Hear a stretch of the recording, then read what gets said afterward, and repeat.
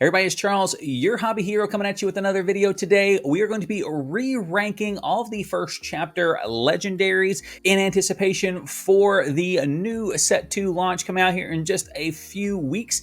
First, before we get started, if you haven't already, please hit that subscribe button down below. I do appreciate it. I do put out content about the hobbies that I love the most, with this channel being dedicated to the card games that I play. Now, as I said, this is a re-ranking. If you want to see the original rankings video, I'll link that up here at the top. But that video was made really before any of the meta had gotten out. This is before I even had enough cards to completely construct a deck yet.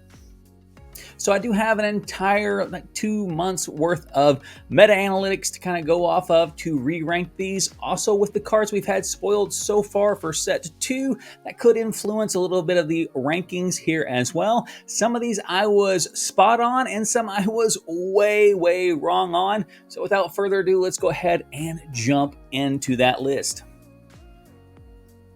All right, so here is my original list. My tiers were format defining, auto includes, playable, situational, and unplayable.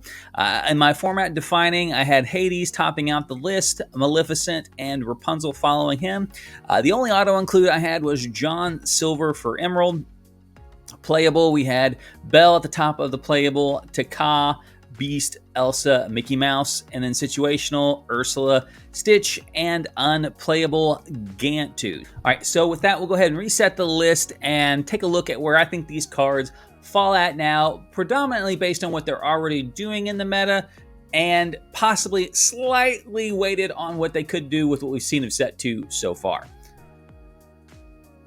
All right, so first one up is Beast here. I think I had Beast in the playable category at first, and I do really like what he does as a card. I think his effect is really solid. The problem is he's kind of locked in with steel for his ability to ever actually trigger meaningfully, and I think steel is pretty well married to other control colors right now, and I just don't think his effect is really that necessary.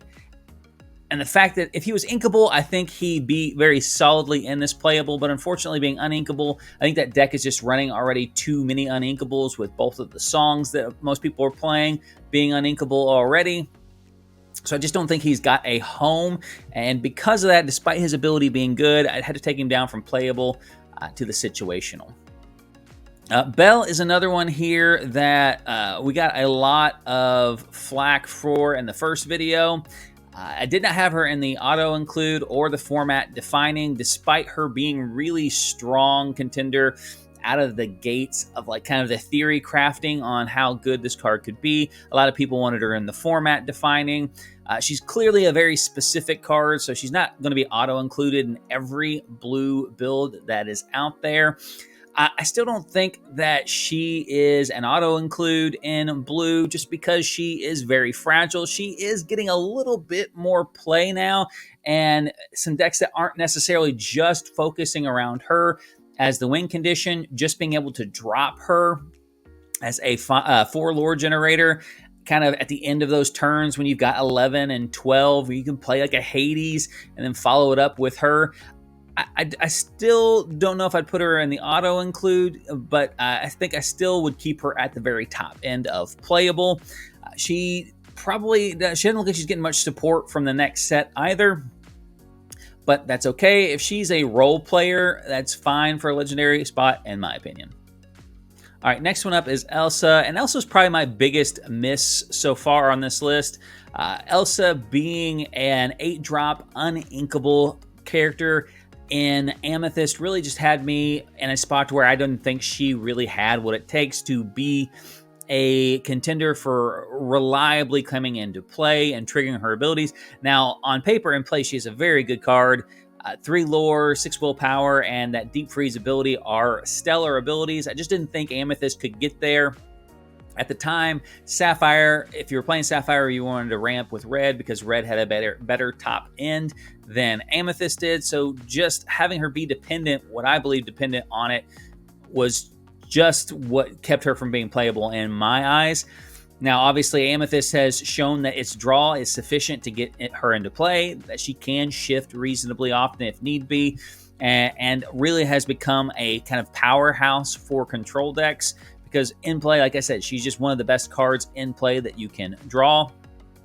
So she actually got bumped up from the situation up to format defining. I think if you're building a deck with her, if you are seeing multiples of her late in the game is basically over. The number of times that I have drawn more than one copy of this after I've had 8 ink to put her into play and lost, I could probably count on one hand. So just a very, very good card. Still obviously has some drawbacks in the fact that she does cost 8 and is uninkable, but that was less of a challenge for the quality of the card than I thought it would be initially starting out. Gantu, I was 100% right on from the get-go. He's unplayable. This guy looks to remain unplayable.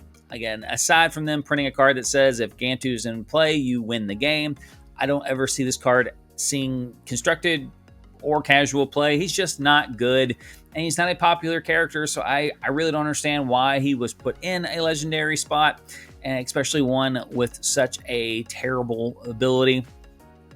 If you're not sure why this guy is bad, like the ability may be relevant if it was on a lower cost character, but by turn 8, when this guy's coming into play, nobody's really challenging with their little guys anyways, especially not in a meaningful way. And then for 8, like, you can just get better characters in play, so it doesn't really matter if they can be challenged by the small ones anyways.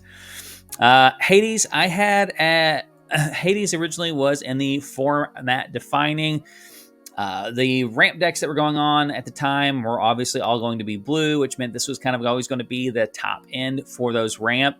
He honestly kind of fell off as Sapphire kind of fell off, but there's been a resurgence here lately of a lot of really good Sapphire decks, mostly because it matches up very well against the Steel Song decks that are out right now. You don't really care that you're ramping those decks because they really don't have much of a top end anyways. So being able to just one-for-one one of their characters and still have a high willpower, which Steel Amethyst or Steel Song decks hate that high willpower stat line, with 2 lore generating on the end of it, really makes a big difference. Because of that resurgence, I would probably leave him in format defining. I don't think, even on like the worst part of Sapphire, he's probably in an auto include. I don't foresee ever playing Sapphire and not playing Hades. But I think for the time being, I would keep him up here. I think probably going into set 2, he's probably still got a home at the top of this list as well. John Silver originally had at the auto include level here as just a card that I would put in pretty much any green deck that I built. And he is seeing a lot more play right now than he was when when the set initially dropped. I think a lot of those really aggressive decks that we saw early on in the meta have kind of fallen off, especially with the addition of Steel Song. And this guy's kind of made a resurgence here as of late as kind of the top end for those green decks. Again, he's inkable. He's got a decent stat line as a 5/5 for 2 lore, and his ability immediately comes in and affects the board. So I still like this character, and I think I'd still leave him at the auto include right now. If you're going for a really, really, really aggressive list, you probably don't play him just because you don't consistently get to that 6 lore spot. But aside from that, I think he's probably going to be in a lot of green decks going forward as well. Maleficent, I originally had in this format defining spot as well. At the time, she was really just getting played in the Ruby Sapphire list, the ramp list, as the top end, but just a very efficient card when she hits play. She has since transitioned into like the Amethyst Ruby list, and being inkable and having a Dragonfire attached to her, I don't see her going anywhere anytime soon. Next set, we may even see her coming down even sooner with the addition of some of the Amber cards that we have seen with cost reduction. For now, she's going to stay in the format defining for me, and I would put her probably above Hades. And I'd probably keep her under Elsa. I think Elsa can work with a variety of different color combinations. Obviously, I play a steel amethyst list that I like very much. She's obviously in the ruby amethyst list as well. Maleficent is pretty much just in the ruby amethyst control list, as that 9 is pretty hard to get for if you marry it to another card or a color that does not have the draw engine that amethyst has. All right, next up, we've got Mickey Mouse. Mickey Mouse I had in playable originally, and I think, honestly, I would keep him in playable now. His high cost is definitely going to limit the number of decks that he can be in, but evasive decks, especially like the evasive control ruby amethyst lists that have been coming around, I think have a home for this guy. And I've seen as many as 4 copies in some of those winning deck lists. Now, while that deck is kind of falling off in popularity, I still think it's a very strong deck. And I do think that in that particular list, that Mickey is still has enough of a home to keep him in that playable category.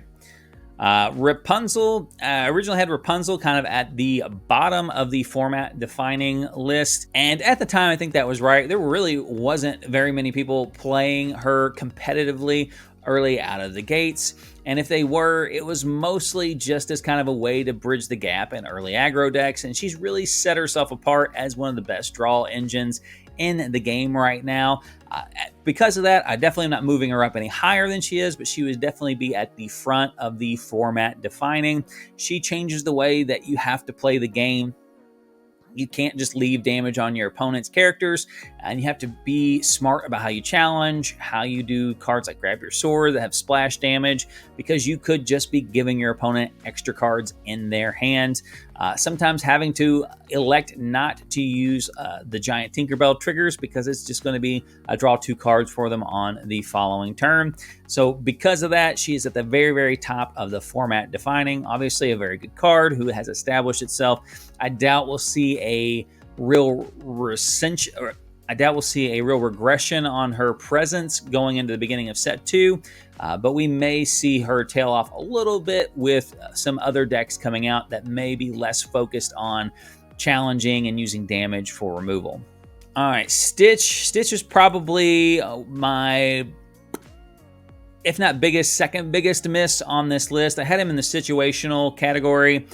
For 7, honestly, his stats weren't very impressive, and they still aren't. However, the Steel Song deck list is desperate for more card draw and is desperate for bigger bodies. And as such, this has become an absolute staple for that deck. Originally kind of just started out with just a couple copies in the build and has now kind of worked itself up into a consistent 3 of or 4 of in those lists. I wouldn't put him in the format defining because I don't think he stands on his own 2 feet very well. But I would put him into the auto include. There are very few Amber lists right now that aren't finding a home for this particular surfer here. So I do have him at the auto include.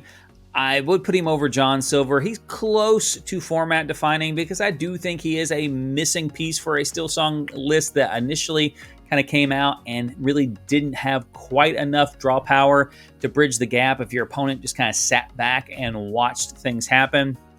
The addition of Stitch and the recursion from Hades really made the deck for the Ruby Amethyst list prior to that were going around.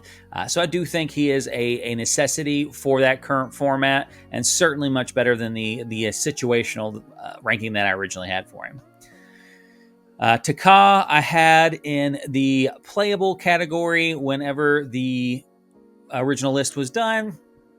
And I do think Taka is still playable. The problem with Taka is the stats don't match up very well with the current meta.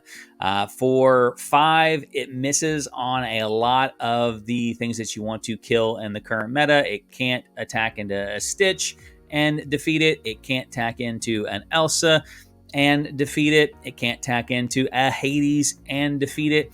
And as such, honestly, I found that instead of playing Taka, I'm just better off with Kronk because of his 6'6" body.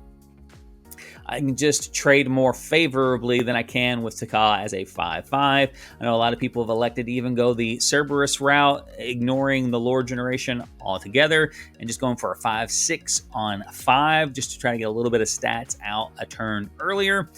Whichever way you go on those, I think those cards fill the role in the current meta a little bit better. I do think Taka is still perfectly fine. I think the stats are fine for the cost with the ability. He may find a home in a meta that we see set 2 that's just more favorable for a 5/5 body.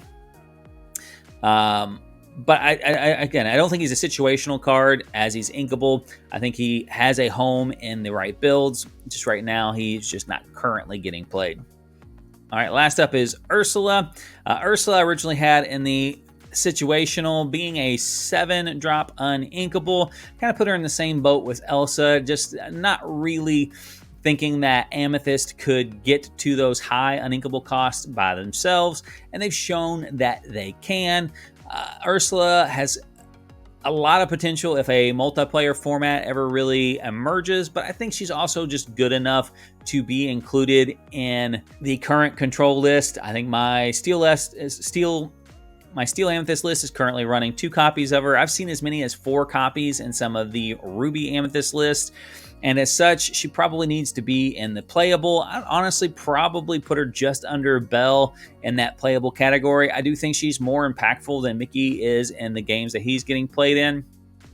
Maybe not quite as impactful as Belle as in the list that she is getting played in, but still a really strong card. And honestly, if we can see some more consistency in some of the other ink colors or even an Amethyst to get to 7 more realistically to where it doesn't necessarily have to be a control build, her 8 willpower and 3 lore generation is very hard for decks without direct removal to take care of.